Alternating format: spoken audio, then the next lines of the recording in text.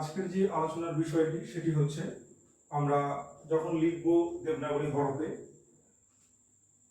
বর্গীয় ব নাকি অন্তস্থ ব, অর্থাৎ ব যখন লিখতে যাব আমরা কোন বটি দেবনাগরী হরফে লিখব, বর্গীয় ব নাকি অন্তস্থ ব, এরই একটা বিষয় নিয়ে আজকে আমি আলোচনা করছি। খেয়াল করো, প্র পরা অপ সম অনু অব, অর্থাৎ এই যে প্রাদি অর্থাৎ 20টি যে অব্যয় আছে, এই অব্যয়গুলি যখন কোনো ক্রিয়ার মূল অংশ অর্থাৎ ধাতু অথবা প্রাতিপদিক অর্থাৎ বিভক্তিহীন শব্দের পূর্বে যুক্ত হয়ে নতুন অর্থযুক্ত কোনো শব্দ গঠন করে তখন আমরা তাকে বলে থাকি উপসর্গ। তাহলে এই যে প্রাদি, এই 20টি অব্যয়ের মধ্যে একটি হচ্ছে বি, বয়বস্যিক বি, আর এক্ষেত্রে অবশ্যই এই বিটি উপসর্গ হিসেবেই কিন্তু ব্যবহার হবে। তাহলে বি এই উপসর্গ থেকে যে সমস্ত শব্দগুলি সৃষ্টি হয় সেগুলি বেশিরভাগই সব কোন ব হবে। আজকের আলোচনার মূল বিষয় কিন্তু এটি। চলো প্রথমে দেখে নেওয়া যাক কিছু বি উপসর্গ থেকে সৃষ্ট কিছু শব্দ। যেমন দেখো,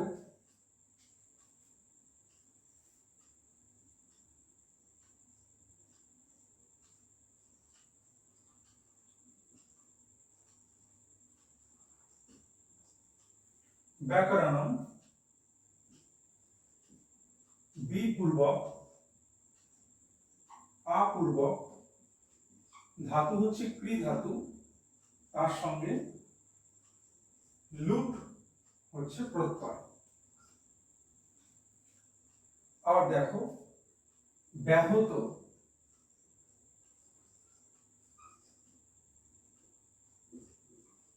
বি পূর্বক আ পূর্বক, ধাতু হচ্ছে হন ধাতু, তার সঙ্গে ত প্রত্যয়।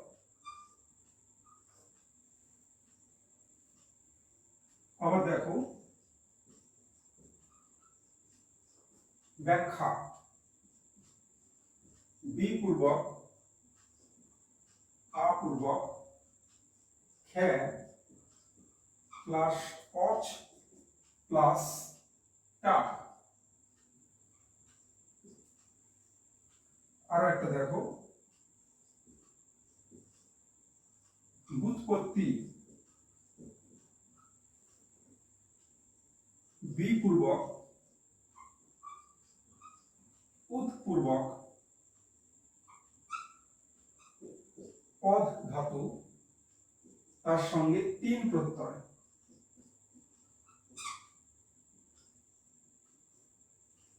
তাহলে খেয়াল করে দেখো, ব্যাকরণম, ব্যাহত, ব্যাখ্যা, ব্যুৎপত্তি, প্রত্যেকটি ক্ষেত্রে কিন্তু শুরুতে বি এই উপসর্গ কিন্তু আছে। আর একটু অন্যরকম দেখো, যেমন ধরো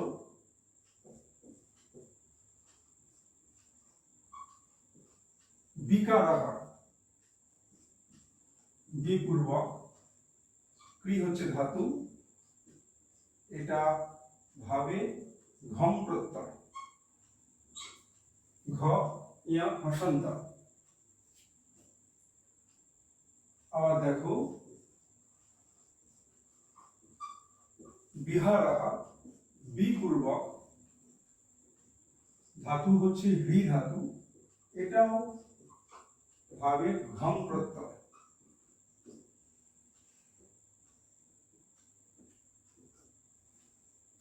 আবার দেখো, বিবৃতি,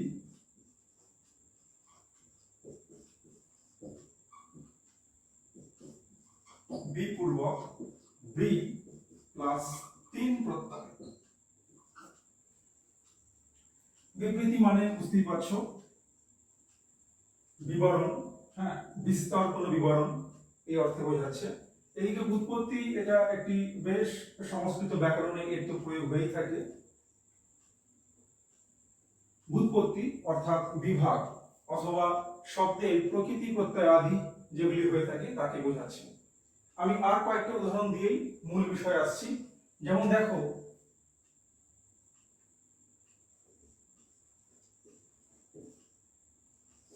বিকৃত, বি পূর্বক, ক্রি ধাতুর সঙ্গে ত প্রত্যয়। বিগত, বি পূর্বক গম ধাতু, তার সঙ্গে ত প্রত্যয়।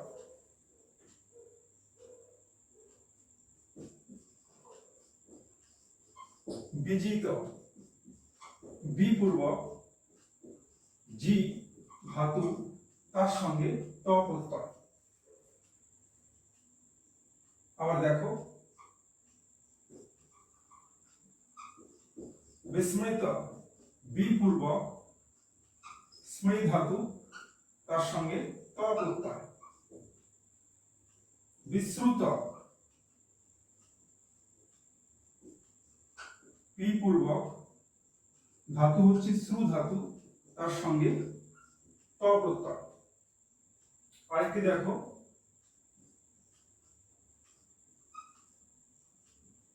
বিজিগীষু, এটি হচ্ছে বি পূর্বক ধাতু হচ্ছে জি ধাতু তার সঙ্গে সম প্রত্যয় হয়েছে এবং তার সাথে হস্যু অর্থাৎ জয়েচ্ছু, জয়ের ইচ্ছা। এখন দেখো আমি যে কটা করেছি সব ক্ষেত্রে, যেমন বিকারহ বি, বিহারহ বি, বিবৃতি বি, অন্যদিকে বিকৃত বি, বিগত বি, বিজিত বি, বিস্মৃত বি, বিশ্রুত বি এবং শেষ হচ্ছে বিজিগীষু এর বি। তাহলে এবারে আসা যাক মূল যে বিষয়টি আর কি, যখনই এই বি উপসর্গ থেকে কোনো শব্দের সৃষ্টি হবে বেশিরভাগ ক্ষেত্রেই সেই সমস্ত শব্দগুলির ব লেখার সময়, দেবনাগরী হরফে লেখার সময় কোন ব লিখবে, বর্গীয় ব নাকি অন্তস্থ ব? তো মনে রাখো অবশ্যই তোমরা লিখবে হচ্ছে অন্তস্থ বয় কিন্তু লিখতে হবে, অর্থাৎ এইভাবে যে বটি হয় তোমাদের এই বয়ে প্রয়োগ করতে হবে। আমি দু একটা দেখিয়ে দিই। যেমন দেখো এই যে ধরো এখানে আছে ব্যাকরণ, যখন লিখবে এটা কিভাবে দেখো, ব্যাকরণ হচ্ছে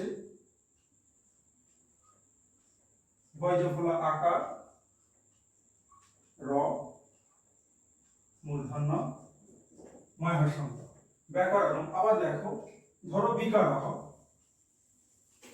কিভাবে লিখবে, অবশ্যই অন্তস্থ ব লিখতে হবে, বিকারহ। আরেকটি যেমন দেখো বিশ্রুত, এটা কিভাবে লিখবে, অবশ্যই অন্তস্থ ব, তালব্যস্বয় রফলা হস্যু ত, বিশ্রুত। তাহলে যখনই বি এই উপসর্গ থেকে কোনো শব্দ সৃষ্টি হবে এবং এটিকে যখন আমরা লিখতে যাব অবশ্যই অন্তস্থ ব এরই কিন্তু প্রয়োগ করবে, ঠিক আছে, এর প্রয়োগটাই করবে।